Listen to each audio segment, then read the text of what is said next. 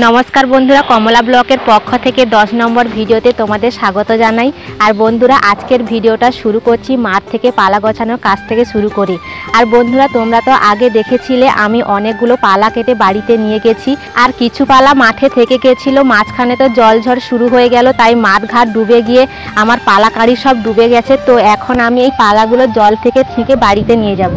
আর তোমরা ভিডিওটা না টেনে শেষ অবধি দেখবে, আশা করি তোমাদের খুব ভালো লাগবে। বন্ধুরা চলো আমি এখন পালাগুলো গোছাবো, তোমরা দেখতে থাকো।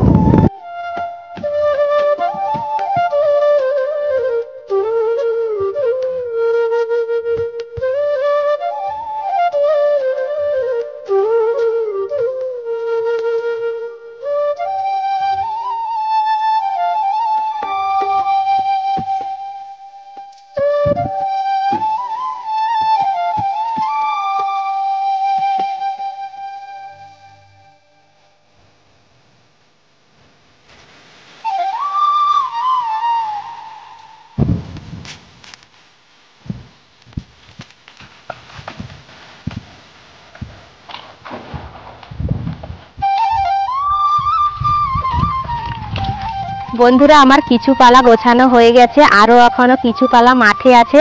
এই পালাগুলো আমি পরপর করে গুছিয়ে বাড়িতে নিয়ে যাব। পালাগুলো জল থেকে ছেঁকে নিয়ে গিয়ে বাইরে রাখছি। আর এই পালাগুলো না যদি ভালো মতন শুকাই আর মাচাতে সাজিয়ে দিলে পালাটা নষ্ট হয়ে যাবে, সেই জন্য পালাগুলো শুকনো করে তারপরে মাচাতে উঠিয়ে দেব।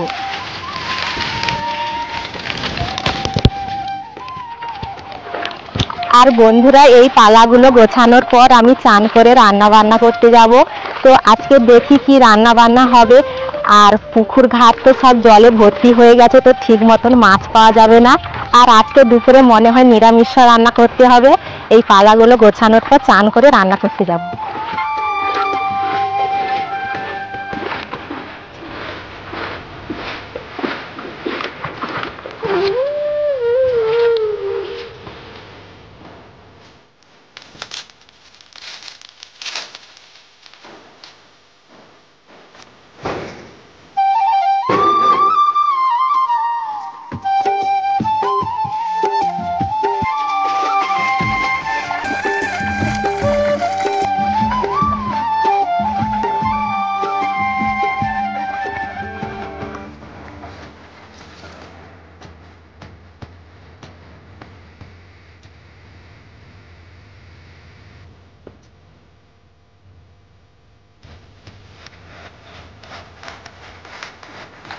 একদম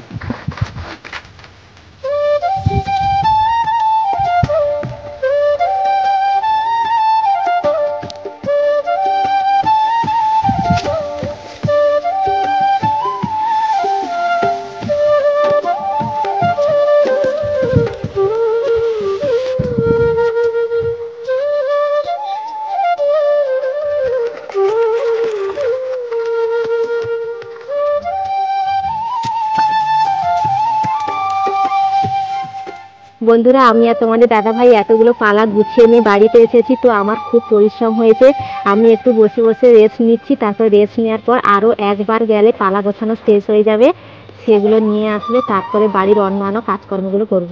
বন্ধুরা বসে বেশি রেস্ট নেব না, উঠে পড়ি, কারণ আরও একবার গেলে পালাগুলো বোয়া শেষ হয়ে যাবে। তো বাড়িতে রান্না বান্না করতে হবে, সেই জন্য আমি এখন যাচ্ছি পালাগুলো বইছি। বন্ধুরা জল থেকে জ্বালানি থেকে চান করে চলে আসলাম রান্না বান্না করতে।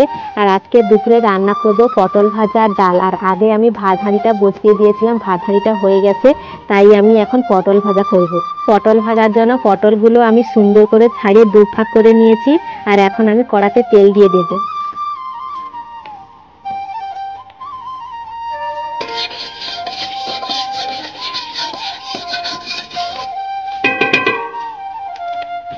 আমার কড়াতে তেল দেওয়া হয়ে গেছে, এবারে আমি পটলগুলো কড়াতে উঠিয়ে দেব।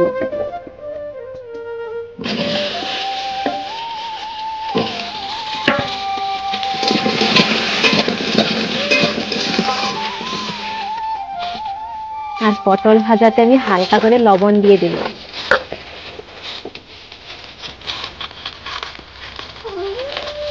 আগে তো লবণ মাখিয়ে রাখলে ভাজতে সুবিধা হয়।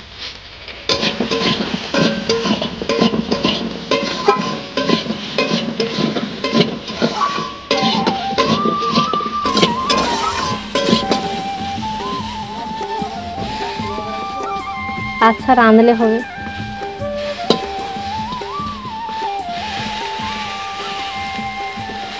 আর বন্ধুরা আজকে তো নিরামিষ রান্না করবো বলেছিলাম, তো বাবা পুকুরে জাল দিয়েছিল, অল্পখানে চুনা মাছ পড়েছে, সেগুলো দিয়ে আজকে টক রান্না করব।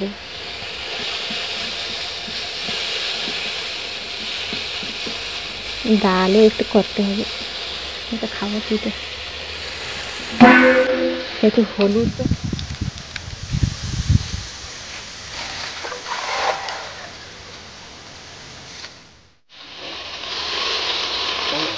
আর বন্ধুরা আমি পটলে হালকা করে হলুদ দিয়ে দিচ্ছি।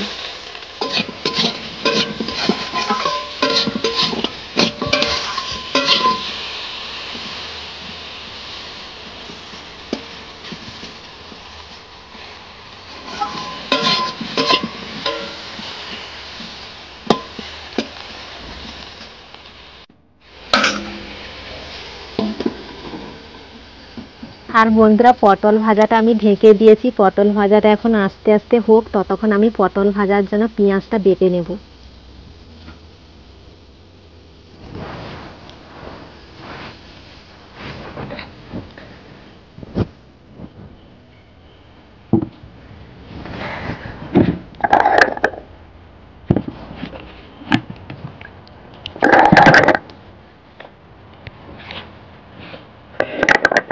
পটল ভাজা পেঁয়াজ দিলে খাইতে ভালো লাগে, এমনি নুন। আর বন্ধুরা পটল ভাজাগুলো এমনি নুন লঙ্কার হলুদ দিয়ে ভাজলে খেতে এতটা ভালো লাগে না, তো পটল ভাজা হয়ে গেলে লাস্টে পেঁয়াজ বাটা লঙ্কা বাটা দিলে খেতে খুব সুন্দর লাগে।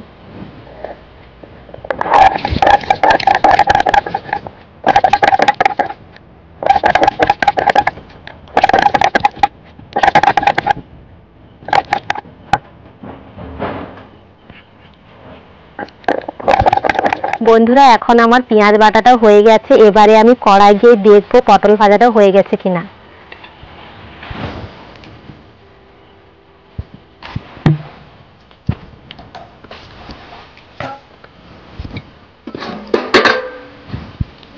আর বন্ধুরা পটল ভাজাটা আমার হয়নি, আর একটু হবে, তাই আমি আর একটু জ্বালন দিয়ে আর একটু পটল ভাজাটা নেড়ে দেবো,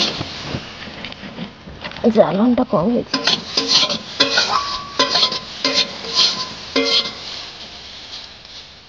আর বন্ধুরা এখন পটল ভাজাটা হোক, আমি ভাত হাঁড়িটা ফ্যান ঝাড়াতে দিয়েছিলাম, এখন ভাত হাঁড়িটা ভালো করে ভাতগুলো ঝাড়িয়ে একটু মুছে নেব। অনেক দাদাভাই দিদিভাই কমেন্ট করে বলছিল ভিডিওতে নাম নেওয়ার জন্য, তো আমি সেই দাদাভাই দিদিভাই নামগুলো এখন নেব একটা একটা করে।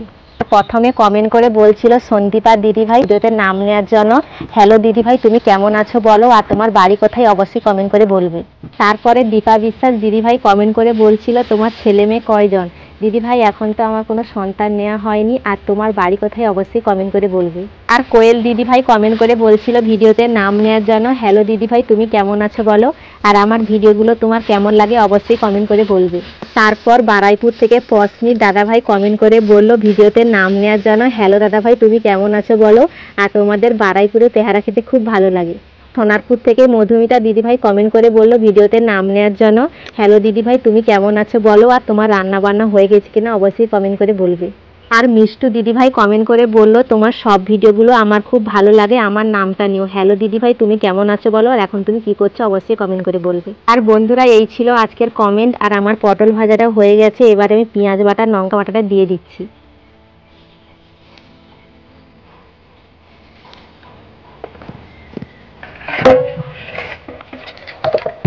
নামটা আবার নিয়ে গেল কোনো মতো।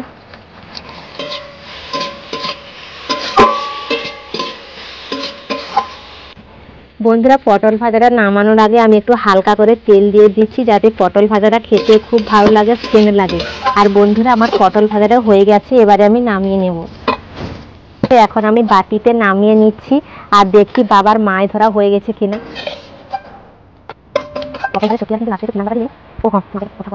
বন্ধুরা আমার ভাত হাঁড়িটা তো হয়ে গেছিল, আমি একটু উনানে বসিয়ে দিয়েছি যাতে ভাত হাঁড়িটা একটু ঝরঝরে হয়ে যায়। আর আমি তো ডাল করবো বলে ভেবেছিলাম, আর ডাল রান্না করবো না, বাবা মাছ ধরেছে, মাছ দিয়ে আলু দিয়ে আর লেবু দিয়ে টক রান্না করব।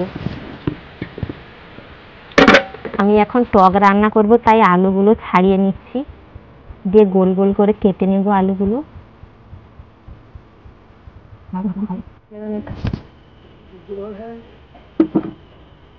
থাকাটা বেশি